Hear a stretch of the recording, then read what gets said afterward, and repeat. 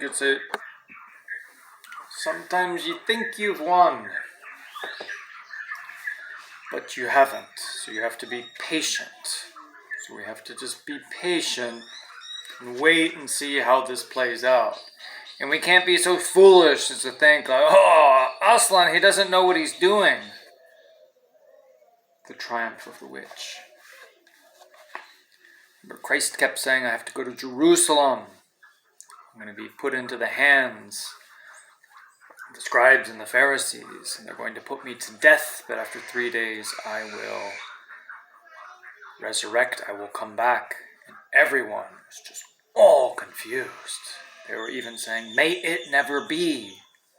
But remember, when you're reading, be patient and read on, and read on. And that's what we're going to do. The triumph of the witch. As soon as the witch had gone, Aslan said, we must move from this place at once, and it will be wanted for other purposes. We shall encamp tonight at the fords of Baruna. And of course everyone was dying to ask him how he had arranged matters with the witch, but his face was stern and everyone's ears were still ringing with the sound of his roar, so nobody dared. After a meal which was taken in the open air on the hilltop, for the sun had got strong by now and dried the grass, they were busy for a while taking the pavilion down and packing things up. Before 2 o'clock they were on the march and set off in a northeasterly direction, walking at an easy pace, for they had not far to go.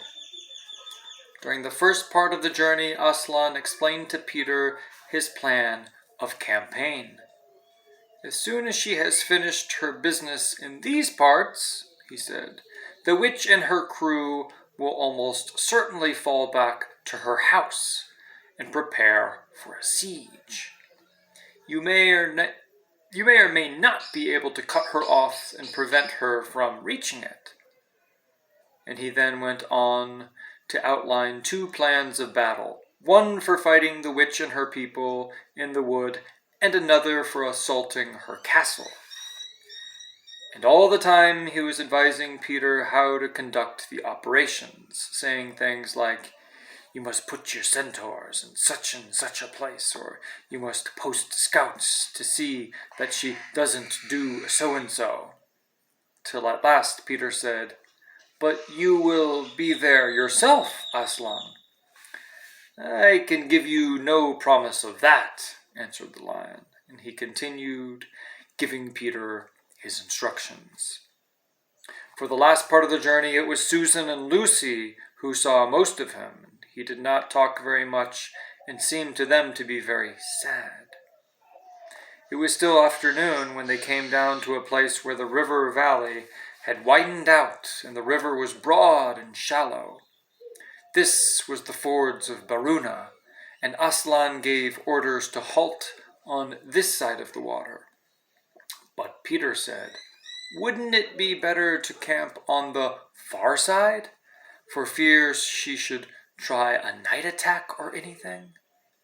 And Aslan, who seemed to have been thinking about something else, roused himself with a shake of his magnificent mane and said, what's that?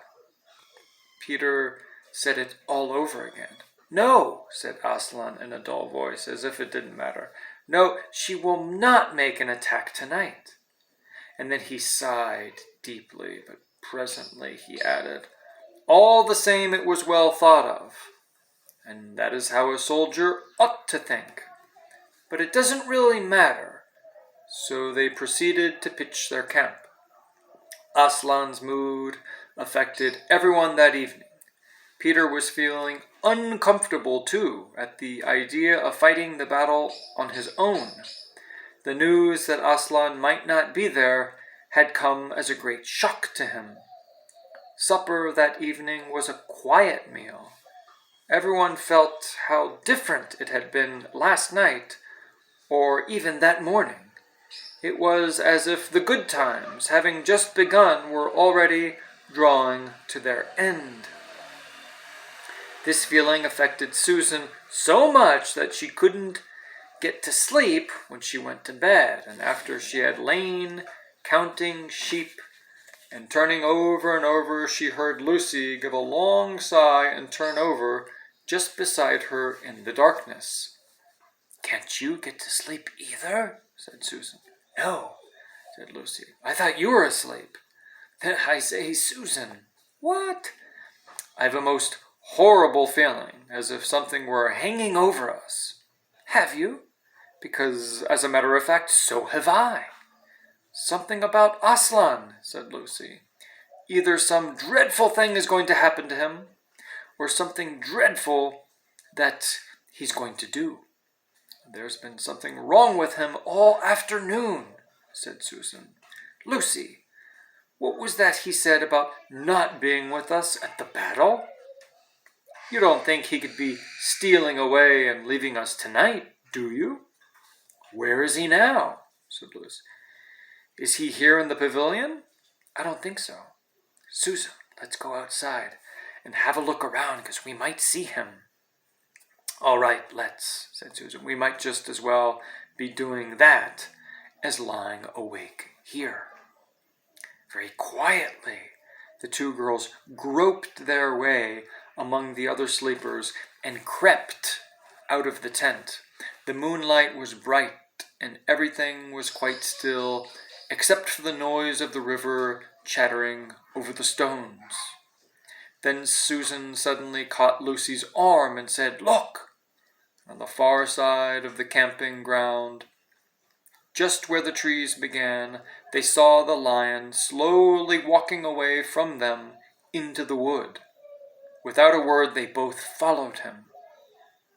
He led them up the steep slope, out of the river valley, and then slightly to the right, apparently by the very same route which they had used that afternoon in coming from the hill of the stone table.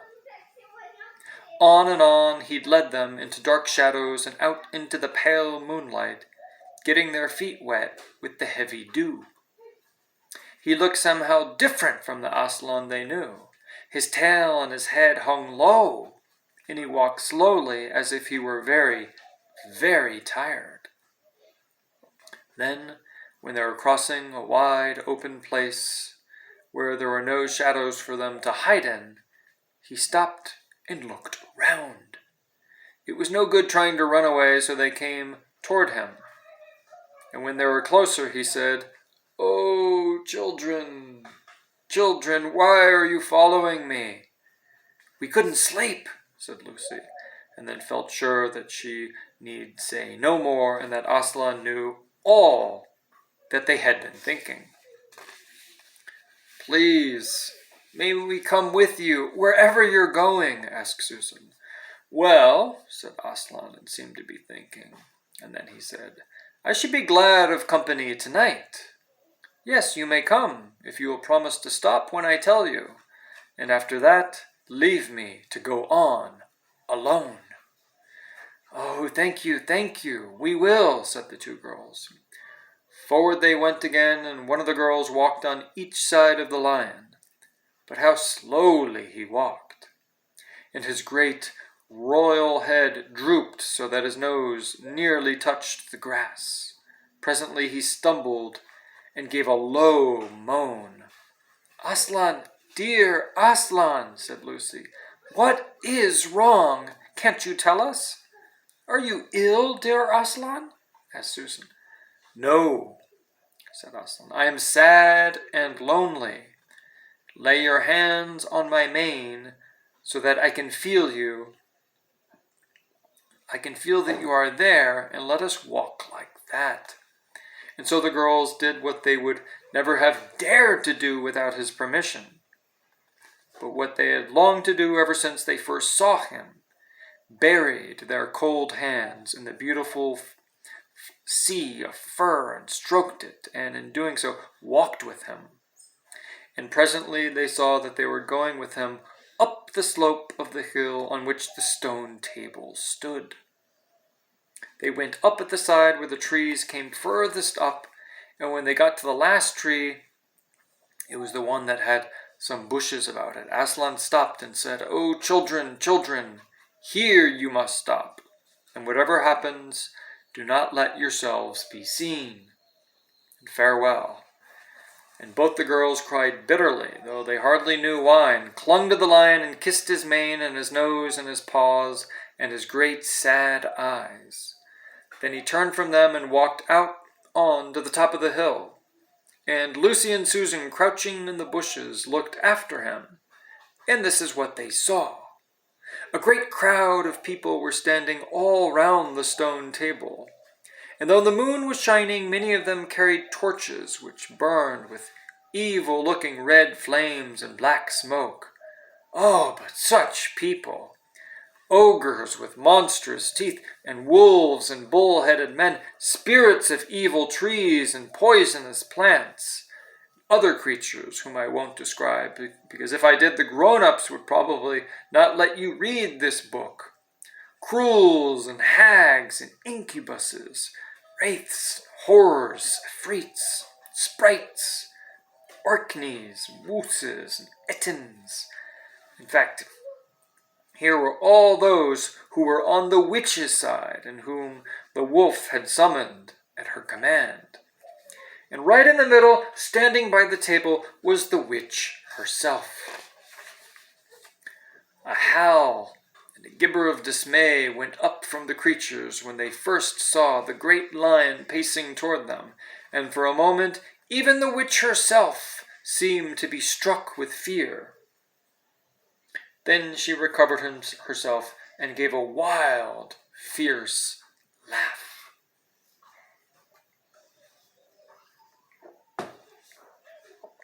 "Don't laugh too soon." "The fool!" she cried. "The fool has come! Bind him fast!" "May his blood be upon us.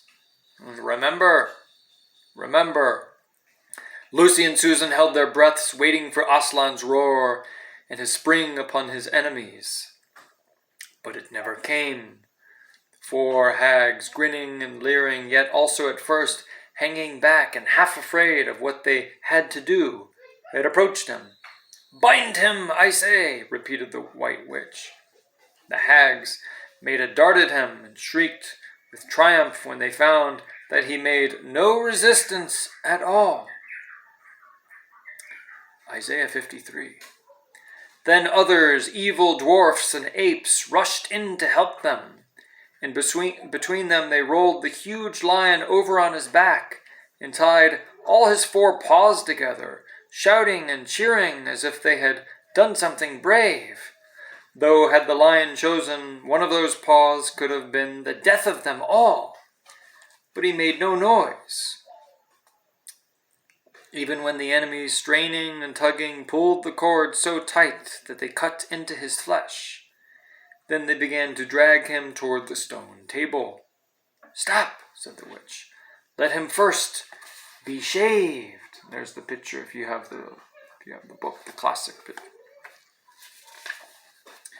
Another roar of mean laughter went up from her followers as an ogre with a pair of shears came forward and squatted down by Aslan's head. Snip, snip, snip went the shears, and masses of curling gold began to fall to the ground. Then the ogre stood, and the children, watching from their hiding place, could see the face of Aslan looking all small and different without its mane, and the enemies also saw the difference. "Why, he's only a great cat after all," cried one.